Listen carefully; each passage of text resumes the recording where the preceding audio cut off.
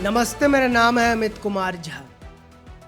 खेल का मैदान होता है जिसमें दो टीमें होती हैं, एक अंपायर होता है। तो जो अच्छा खेलेगा वो जीतेगा, जो अच्छा नहीं खेलेगा वो हारेगा, सिंपल बात है। लेकिन कई टीमें हारती हैं तो वो अपना हार मानती नहीं हैं। वो कहती हैं अंपायर बिक गया, पूरा सिस्टम बिक गया, और इन्हीं को कहते हैं बैड लूजर्स। और इस राजनीतिक मैदान में विपक्ष आज के टाइम में वही बैड लूजर है जिसको अपनी कमी नहीं लगती है। उसको यही लगता है कि पूरा सिस्टम बिक गया है, स्पीकर हमारे खिलाफ है, मुख्य चुनाव आयुक्त हमारे खिलाफ है, तो स्पीकर के खिलाफ अविश्वास प्रस्ताव लाया तो वहाँ भद पिटवाई। लेकिन तुरंत बाद अब मुख्य चुनाव आयुक्त को हटाने की साजिश में लग गया है विपक्ष। अब साजिश क्यों कह रहे हैं इस पर आगे बात करेंगे। तो अब जान लेते हैं कि ज्ञानेश कुमार के खिलाफ विपक्ष जो महाभियोग प्रस्ताव लाने जा रहा है इसमें कितना दम है, क्योंकि ये स्पीकर को हटाने जितना आसान नहीं है। क्योंकि स्पीकर को हटाने के लिए तो 50% + 1 यही मेजॉरिटी चाहिए था। लेकिन चाहे जज को हटाना हो या सीईसी को हटाना हो, इनको हटाने के लिए 2/3 बहुमत, वो भी दोनों सदनों में चाहिए। तो ये बहुत मुश्किल टास्क है। और इस नोटिस को ही लाने के लिए 100 लोकसभा और 50 राज्यसभा सांसद के सिग्नेचर की ज़रूरत होती है, जो कि विपक्ष ने पूरा कर लिया। तो टोटल 193 हो गया, जिस वजह से नोटिस तो दे दिया टीएमसी के नेतृत्व में, क्योंकि सबसे ज़्यादा आग तो उसी को लगी हुई है, उस पर भी आगे बात करेंगे। तो ये नोटिस तो आ गया। अब स्पीकर के ऊपर है कि वो नोटिस एक्सेप्ट करे या रद्द कर दे, कोई टेक्निकल मसला या कुछ भी निकाल के। लेकिन मोदी सरकार जिस तरह से विपक्ष की हर बातों को मानता है, सिवाय देश की सुरक्षा का जहां मामला हो, जो कि वो नरवणे वाला केस है, उसको छोड़ दिया जाए, हर बात विपक्ष की मानता है। तो ये प्रस्ताव को भी स्पीकर तो मान ही लेंगे। उसके बाद 3 सदस्यों की कमेटी बनेगी, पैनल बनेगा, वो अपना कुछ रिकमेंडेशन भेजेगा। उसके बाद ये सदन में पेश होगा और तब इसमें 2/3 बहुमत वाला एंगल आएगा, जो कि विपक्ष के पास तो है नहीं, और ये फिर से हो जाएगा खारिज। और इस पूरे प्रक्रिया में 2 से 3 महीने का वक्त लगेगा, और तब तक बंगाल, तमिलनाडु, ये सारा मेन चुनाव खत्म हो जाएगा। मतलब कितना तेजस्वी लोग हैं विपक्ष में। लेकिन ये लाने का मकसद क्या है, जो कि अविश्वास प्रस्ताव लाने का भी मकसद था, दबाव बनाने का, कि भले हमारे पास बहुमत नहीं है लेकिन हम ये लाते रहेंगे, दबाव में तुम लोगों को रखेंगे, क्योंकि भले हम सत्ता में ना हो, इकोसिस्टम तो हमारा है। बदनाम कराते रहेंगे, पर्सनली भी प्रोफेशनली भी। एक एक परिवार वालों को हम गाली दिलवाएंगे, हमारा बहुत पकड़ है भाई। लेकिन विपक्ष पे ये दाव पूरा उल्टा पड़ रहा है, क्योंकि ओम बिड़ला के खिलाफ लाया तो वो जब खारिज हुआ, फिर से वो बैठे अपने चेयर पर, तो राहुल गांधी ने चिट्ठी लिखकर अपना परमिशन मांगा था एलपीजी तेल पर बात करने के लिए। अब बात करते करते एप्स्टीन पर चले गए, स्पीकर ने रोका, सीधा कहा बात इस विषय पर करना है, क्योंकि नोटिस आपने इस विषय पर दिया, एप्स्टीन पर नहीं। इधर उधर करोगे तो बैठ जाओ, हम दूसरा को बोलने का मौका देंगे। तो मतलब ओम बिड़ला जो हर समय ऐसे हंसते रहते हैं, वो तक गुस्सा हो गए, क्योंकि निजी लेवल तक जाके विपक्ष ने हमला किया, गंध मचा दिया, गंध। 2 दिन बर्बाद किया टैक्स पेयर के पैसों को इस फालतू चर्चा में, इस अविश्वास प्रस्ताव में। वो तो गया सो गया, लेकिन स्पीकर का पर्सनली जो अटैक किया वो घिनौनी बात थी। अब एक कहावत है ना कि जल में रहकर मगर से बैर नहीं, लेकिन विपक्ष की आदत है कि हम तो मगर से बैर लेंगे और जब मगर काट लेगा पीछे से तब बाप बाप चिल्लाएंगे। वही हाल है। ओम बिड़ला एकदम शांत स्वभाव के रहते थे, बेकार में ले आया अविश्वास प्रस्ताव। अब एकदम डांट रहे हैं एलओपी को, और एलओपी कुछ कर नहीं सकता है, क्योंकि पावर तो स्पीकर के पास है। अब यहाँ मुख्य चुनाव आयुक्त की अगर हम बात करें, तो ये जो लड़ाई शुरू की विपक्ष ने, बिहार चुनाव से ही शुरू हो गया, वोट चोरी, ये वो। अब इससे क्या हुआ कि 1 से 2 महीना जो रहता है चुनाव का घोषणा से ठीक पहले। ये निकल गया इसी नाम पर। बिहार का जो लोकल लेवल का मुद्दा था उस पर चर्चा हुआ ही नहीं। 15-20 दिन पहले कुछ कुछ यहाँ वहाँ रैलियाँ की, लेकिन तब तक तो चिड़िया चुग गई खेत। बीजेपी तो 4-5 महीने से शुरू हो गया। तो कैंपेनिंग मजबूत रहेगा तभी ना बम्पर सीटें आएंगी। ये वोट चोरी इसमें उसमें अटके रहेगा, लोग को इससे कोई मतलब नहीं है। इस गलती को ममता बनर्जी ने भी दोहरा दिया है। कोई गलती से सीखी नहीं।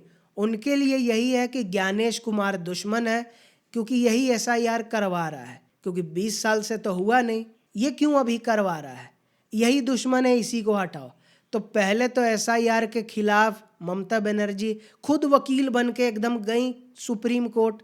मुख्यमंत्री है, ज़्यादा जज साहब लोग बोले नहीं, लेकिन जब नॉर्मल वकील लोग आए खूब फटकार पड़ी कि ये प्रोसेस बिल्कुल सही है एसआईआर का। जो लोग मर गया है, शिफ्ट हो गया है, या जो यहाँ का नागरिक ही नहीं है, वो कैसे वोटर बन के रह सकता है? तो इसलिए नाम को साफ करना, रिवीजन करना बहुत ज़रूरी है। उसमें कोई रुकावट राज्य सरकार, पश्चिम बंगाल की सरकार डालेगी तो ऐसा एक्शन हम लेंगे जो किसी ने लिया नहीं था।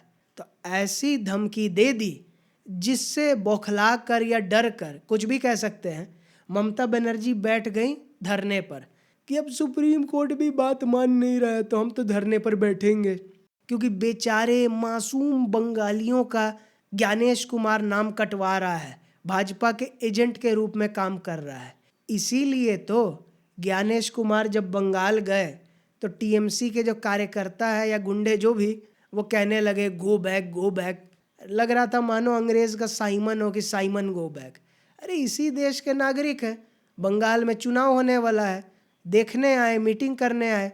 तो पार्टी वालों से और अधिकारियों से मीटिंग करने के बाद और लोकल लेवल में चीज़ें समझने के बाद ये आदेश दे दिया है कि जितना भी ये सेंसिटिव इलाका है, मतलब जहाँ मुस्लिम बहुल है, क्योंकि जहाँ मुस्लिम बहुल होगा वहाँ जो अल्पसंख्यक है, चाहे वो हिंदू हो, पंजाबी हो, कोई हो, उसका तो जीना मुहाल करके ही रहेगा। इसलिए उसको सेंसिटिव कहा जाता है।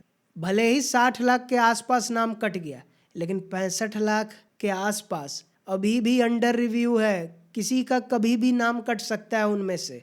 तो लगभग 1 करोड़ नाम कटने का अभी भी संभावना है। बाकी पूरे बंगाल में तो चुनाव भर फोर्स रहेगा ही, वहाँ एक्स्ट्रा लगवाओ। और वही है टीएमसी का असली गढ़। एक तो इतना नाम कटा, उससे हालत ख़राब है। जहाँ से ममता बनर्जी खुद चुनाव लड़ती हैं, 70-80 हज़ार वहाँ से नाम कट चुका है। और वहाँ सेंसिटिव इलाके, वहाँ एक्स्ट्रा फोर्स जाएगा।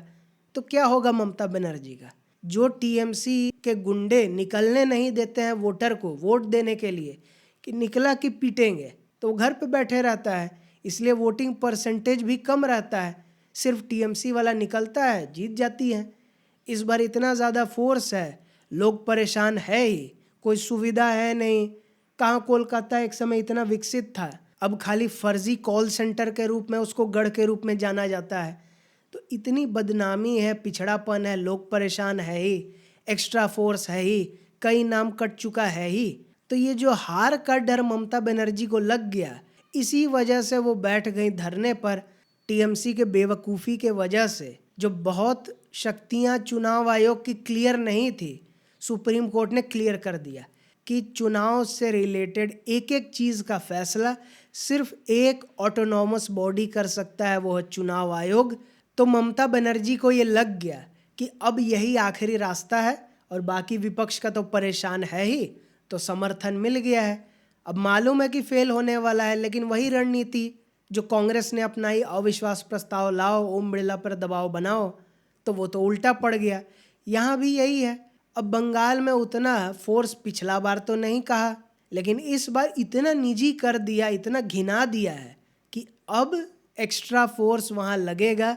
और इस बार बुरी हार होगी ममता बनर्जी की, और खुद अगर चुनाव खुद के सीट पर जीत गई, हैरानी होगा। क्योंकि जिस तरह केजरीवाल का सुपड़ा साफ हुआ, सरकार भी गई, वही हाल ममता बनर्जी का भी होने वाला है। क्योंकि उस समय के दिल्ली से भी बुरा शासन अभी बंगाल में चल रहा है। तो मतलब जल में रहकर मगर से बैर लोगे तो लोकसभा में भी मगर काटेगा। और चुनावी प्रक्रिया में भी मगर काटेगा, लेकिन उसके बाद फिर बाप बाप चिल्लाना है।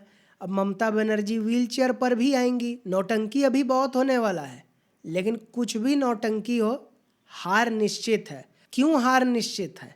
क्योंकि जनता के लिए काम करना नहीं है, सिर्फ भ्रम फैला के रखना है, एलपीजी ख़त्म, एलपीजी ख़त्म।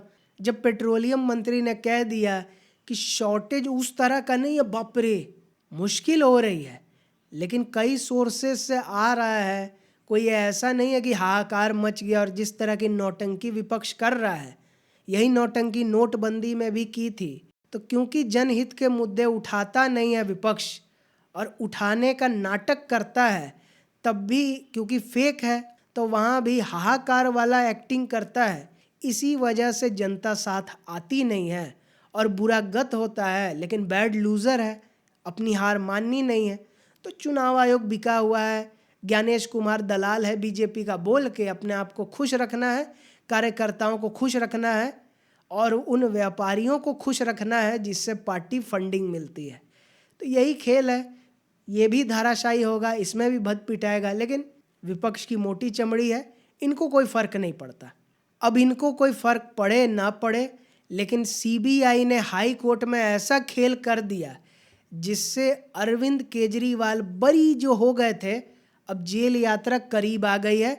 और ये कैसे हुआ, ये जानने के लिए इस वीडियो को देखें, और इस वीडियो को देखने के लिए बहुत धन्यवाद।